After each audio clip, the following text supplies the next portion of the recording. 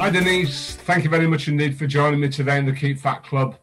I'm really interested in your story, and I was just wondering if you would mind just sharing your journey with the members so we can find out exactly what's happened since you joined the Keep Fat Club and obviously what was going on before. Yeah, good morning, Treflyn. It's really nice to be here. Well, I've kind of had a bit of an issue with food for quite some time, really. Probably for the last maybe 20, 25 years. I mean, I did think I was fat when I was a teenager, but when I look at the photos, I wasn't fat at all, no, really. So I've done the usual, Rosemary Connolly, Weight Watchers, Slimming World, lost the weight, put it back on again. And I got to a point maybe about 10 years ago where my head was just an absolute shed, and I was just sick of counting this and not having that. And so I threw all my diet books out. I threw my weighing scales out, and I thought, that's it. I've done with all of this.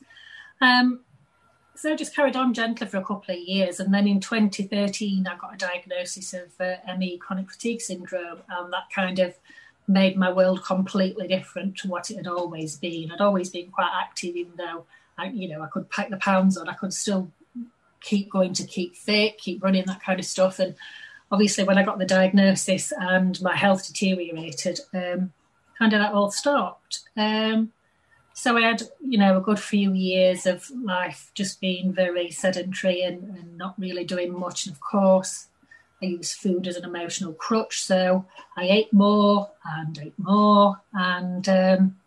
we kind of got to maybe last year's lockdown, and I think Mark had spoke about lockdown for him, and I had a very similar experience. I kind of thought, oh my gosh, working from home, absolutely fabulous. First couple of weeks, brilliant. Then I didn't see anybody, I didn't go out, I didn't do anything. I started feeling, I don't know what I started feeling really. So of course I started eating again, and the weather started turning nice. So we're kind of, let's sit outside and have a gin and tonic and pretend we're in Spain, kind of stuff. And obviously the weight went back up again. And I got to about August and I started feeling quite ill again. And I thought, I really can't do this. I do not want to be back where I was before. So I started kind of doing a little bit of research, basically on how to improve my energy levels. That was the kind of the first starting point. And then I came across the sugar and the insulin resistance and visceral fat and kind of, what's all of this? So did a load more kind of research and stuff, and kind of thought, I need to be cutting out the carbs from what I've read and what I understand. So from sort of September, I cut all the carbs out and felt so much better within maybe a week. Didn't feel bloated, didn't feel kind of stodgy. So I kind of merrily carried on doing all of that until about November time, I think it was.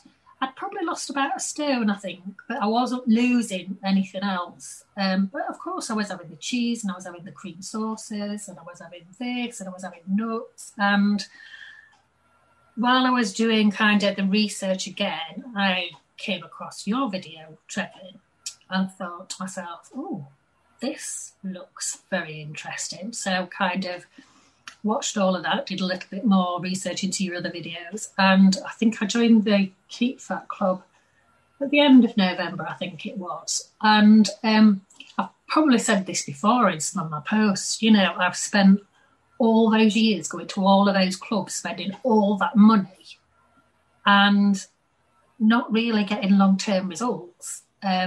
Because for me, this is a lifestyle change. I don't see it as a diet. I see it as, I don't know if it's an age thing, really. I've kind of come to this conclusion that, my goodness, I've got less ahead of me than I've already had. So I think we need to look after what we've got and try and be as healthy and as fit, for however long I can be. So, it's about me more looking at how my body's working and how it's functioning and how I'm feeling. But since I joined your club, I've lost another 1.5 stone. So that's just been like an added bonus. And it's like, I can't believe that this is happening. but I feel amazing. I feel alive. I've not felt alive for years. I've got energy. I have my ups and down days like everybody does, but I just can't believe how amazing I feel. And I'm hoping some of the visceral fat's gone. I feel as though it has. So obviously that's going to be good for my organs and things like that. But Treflyn, I can't thank you enough for, really setting up what you've set up, and all the encouragement and all the effort and all the time that you put in. And it's just like a really strong community, I think, really. Everybody's there to support each other. Everybody, you might be having a wobble and somebody will come back with a bit of encouragement, and then people sharing the weight losses, people sharing their meals. It's just, I can sit there one day and think, oh God, I can't do this again. I don't know what's wrong with me. I don't know why I'm feeling like this. And I can read a couple of comments and I think, back on it, girl, you can do this. And, it's just wonderful, absolutely wonderful. So I really can't thank you enough, and everybody that, contributes. And as you say, the little community is just growing and growing and growing. Yeah, I mean, I'm just amazed at the number of people that found us. And we've gone up, I think roughly in the 1,400 members now. And I know everybody doesn't come on and post, and I'm sure that a lot of people have used it as a reference. And I know there must be people out there who are doing what you did, jumping in and out of this pond into that pond and into this pond. And it's people's expectations. That's the problem, really. It's what do you expect? It's taken years to put weight on.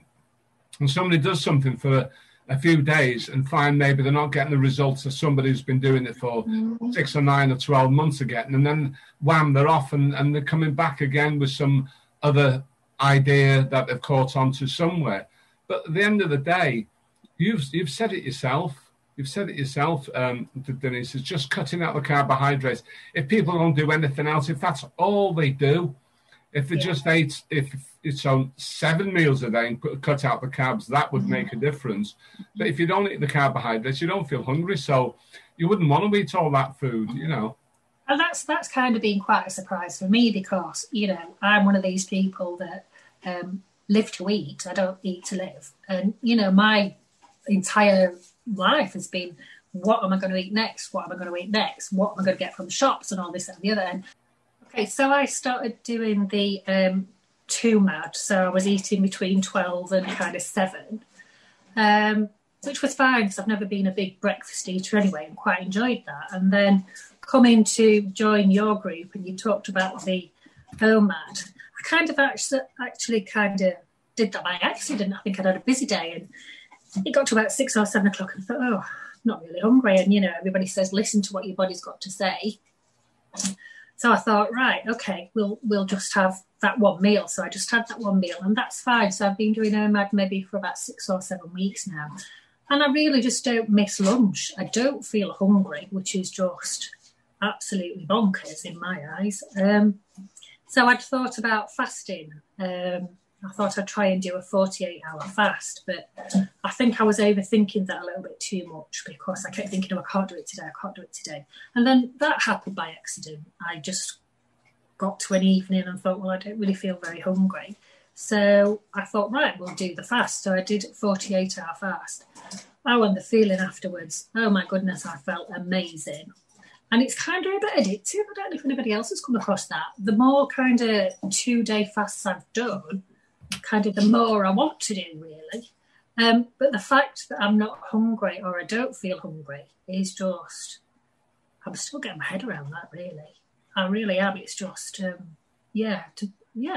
it's just, give it a go. That's what I'd say. You've nothing to lose apart from the weight. Yeah, that's great. I mean, some people think they get very hung up on fasting because the definition of fasting is going without food for a period of time when you're not eating anything. And people say, if I have this, will I break my fast? If I have that, will I break my fast? The object of the exercise is obviously cutting down between meals. So that if you're taking carbohydrates at breakfast and again at lunchtime and again at, in your evening meal and again at supper time, what have you, that's 4 opportunities to spike your insulin and insulin is a fat storage hormone. So if you only have one meal a day, that means you're only raising insulin levels that one time. And there's an issue called insulin resistance, which we're not going to go into here. But if people are obese or they're overweight, they are suffering with the condition known as insulin resistance. So if people want to know about that, there's plenty of information out there on YouTube. But by cutting down on the number of meals you have, that's a great way to actually reverse that insulin resistance. But the people, and you haven't mentioned this, and that's interesting, people worry about breaking the fast. You know, if you're 24 hours, if you're saying I'm going to eat tomorrow night, and all of a sudden at 3 o'clock in the afternoon, and that's 21 hours, let's say, into the fast, and you're absolutely starving, and you think I'm going to give in, you've got two choices: give in and have something to eat and say, well, I've done a 21-hour fast, or maybe just take out a small sliver of cheese and just eat that, and that will just satiate you and just get you through. But, you know, people shouldn't get hung up on fasting, you know. Eat when you're hungry, eat when you need to. And I agree with you, if you go on an extended fast, those emotions are fabulous. And I think as well, you know, it's about understanding your body. I mean, your body gives you signals all the time, and I think you've just got to learn to understand what these signals are and what they mean. I was inspired by Tom and his carnivore diet, so I thought, right, I'll give this a go. So I've been doing that for 2 weeks, and I'm still not quite sure about that because I've never been a big meat eater. So I'm saying to myself, why am I doing this? I don't really know why. But I'm getting to a point now where I'm thinking maybe this is not right for me, because I look at the food and I think, I don't think I can face any more meat. So I'm not eating. So because it needs to be a lifestyle change for me, I've got to be comfortable. I don't want to feel that I'm doing things prescriptively like I've been doing when I've joined Weight Watchers and things like that. And Harvey said a very good point that stuck with me the other day when he was on. It's about how it fits in with you. I've tried for 2 weeks to drink my tea black, and I hate it. I'm not enjoying it. And to me, I'm thinking, do you know what? If you want 2 teaspoons of milk in your tea, you need to be having 2 teaspoons in your tea in the morning, because that works for me. And if this is going to be, like I keep saying, you know, a lifestyle change, I want to be comfortable with what I'm doing. So, yes, I've had milk in my tea this morning and I feel so much better about it. That's fine. Nobody said you can't have it. Nobody said you can't have this. People say, can I have this? Can I have it? You can have anything you want. It's no restriction. It's just that there might not be a benefit in it. But, you know, your body knows. I mean, 2 teaspoonfuls of milk, come on. I mean, if it helps you through the day, it's not a sin. We're not saying, oh, that's it, you've lost 5 points now. You know, go and stand on the naughty step for having milk in your tea. I had a glass of wine with my meal last night. I know that's about 2 grams of carbohydrates, perhaps because of the wine I like. It might have been 3 or 4. I don't know. But I have 1 glass every, 3 or 4 days. Regarding the carnivore, I like the idea of just eating the protein, but I don't have it on every meal. I use it as a tool. One of the things I've understood is that if you want to cut out your carbs, just have an empty plate and don't eat. That's the easiest way of doing it. The next way of cutting out carbohydrates is to put protein on your plate and just enjoy the food that's there, whether it's chicken or lamb or pork or beef, whatever, just enjoy that. But you're not adding any carbs. And the next thing then is if you add vegetables on your plate, you are then adding carbohydrates, which is the problem. But having said that, nobody said you can't eat them. So if you want to lose weight, you've got to be very careful and get it right. And that's why it's important to monitor your weight daily and keep a journal. Now, I don't know if that's something that you did, but I do encourage people who are struggling. I'm motivated by results, totally motivated by results. So for me, it works. And I know that it started working for lots of other people who were struggling. But if you're managing, you know, you do what works well for you. Yeah. That's good. I do get weighed every day. And I do monitor that. And I kind of go Friday to Friday to kind of see what I've lost for a week. And I actually find that just keeping like a little bit of a journal about how I'm feeling as well really works. Like I say, if I'm having a bit of a wobble day, I'll have a look at that and I think that's why I did that 48-hour fast. That's how I felt. You know, you can do this, you can do this. And it's becoming, I mean, I've not been with you that long, you know, so it's all kind of quite new to me, but it's actually becoming part and parcel of, you know, my life, and that's what I wanted. You know, we've still got Christmas cake in the house, we've still got, you know, my daughter's crisps and chocolate and stuff, and it doesn't bother me. When I go shopping, she'll say, oh, bring us some chocolate or whatever, and I think, right, fine, I can walk up and down the aisles, it doesn't bother me. And the way I see it, it's kind of like packets of kind of sugar sitting on the shelves, and you know, that's poison. That's poisoning my body, and that's how I see it when I go shopping. And I just look and I think, you know, I've got the knowledge now that I know what I put in my body and how it will affect me, and it's the knowledge, isn't it? I think for me, yeah. You know, if you do, you know, you do eat sugar, that's fine, that's your choice. If you've got the knowledge about what that does to you and how it can affect your health, you know, that's fine, that's your choice. But for me, it's been a light bulb moment, I think, really. You know, all these years later, it's been a light bulb moment. And I've also kind of thought to myself, you know, I've been on these weight loss journeys, and yeah, I've lost a couple of stone, and then I don't know if it's just been my thinking, or, you know, I've lost the 2 stone that I wanted to lose, and then have I just gone back to being normal, or is it the fact that the carbs are so addictive that they draw you in and they make you more hungry and they make you more craving and all of that stuff? And it's just made so much sense now I've actually found out, you know, what they do to you. It's just quite scary. It is. And when I go shopping, I'm always, you know, seafood in the freezer, Chinese spare ribs, turn them over, look at the carbohydrates on the labels. No way.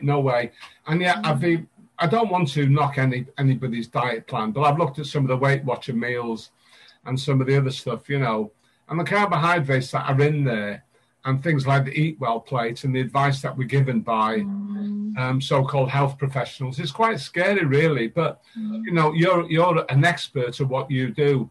And one of the things you mentioned right at the beginning was your ME and your other health issues. How has what you are now doing affected that part of your life? I would say I'm probably 80 to 90% well compared to what I was before I had the diagnosis. But simply by the carbs have made an absolute massive, you know, chopping the carbs. It's given me more energy. It's given me the brain fog I had was unreal. I could be cooking a meal and have to stop and not know what I was doing, what my left hand and my right hand was doing. The mental clarity now is just up there. It really, really is. You know, I wasn't driving because I didn't feel safe to drive, because I did not know what I was doing. And like now I feel, yeah, bring it on. I feel, you know, really up there. And it's the confidence as well, I think, Treflyn, you know, for me, feeling in charge of what I'm putting in my body and how it's working and how it's keeping me well gives me confidence to talk about it and to share, you know, with the people. I put a post on Facebook yesterday about I'd come across Dr. Berry and the lies that my doctor had told me. Yeah. And, you know, right at the end, if you watch the conference, you know, it's about us telling people how this works, what it can do for you, what the benefits are. And if people are interested, they'll listen. Share your story. Talk about it on Facebook gently. Share it in groups.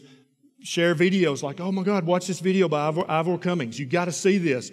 There's the movie, The Magic Pill. Oh my God, you got to see this, right? You're not preaching to anybody. You're just like, I saw this really cool movie. You should check this out, right? They're going to watch that movie. Who doesn't want to watch a movie? I think it's absolutely fabulous. One of the things that we need to do is when we go and see our own GPs, is take this message to them. Take this message to them and say, look, you know, thank you for all your diagnoses. Thank you for writing out all the myriad of prescriptions that you've written. But guess what? I've done and achieved what you weren't able to do. Perhaps that's a bit unkind, really. But, you know, the medical profession don't endorse and don't support. I'm not saying that all of them are the same, but most of them are very, very anti what we do and what we say. And there's lack of understanding on their part, even though they're classed as health professionals. They don't really receive any nutritional training. And that is a fact. But there you go. There you go. Well, Denise, thank you so much for joining me today and sharing your amazing story. If you were to give one piece of advice to our members and anybody who's watching this video, what would that advice be, please? Mine would be, give it a go. You've got nothing to lose but wait. I like that. Oh, well, Denise, thank you so much. Have a really fabulous day. And thanks for joining us again this morning on the Keep Fat Club. Thank you very much. Thank you very much. Take care. Bye. Bye. So I've been keeping myself on mute because my dog's a bit loud today. Oh, yeah. Right on cue. Yeah. Very sure. Absolutely. Yeah, I thought I'd join it. Hang on a minute. Back. I just hope that you enjoy these small videos that we put together for you. If you do, then don't forget to join us on the Warrington Low Carbohydrate group on YouTube. Just ring the bell, just subscribe. And also, if you want to find out more about how we're fighting the war against losing weight and type 2 diabetes and other health issues, join us. Join us on the Keep Fat Club. So thanks a lot again for watching this video. Stay safe. Bye now.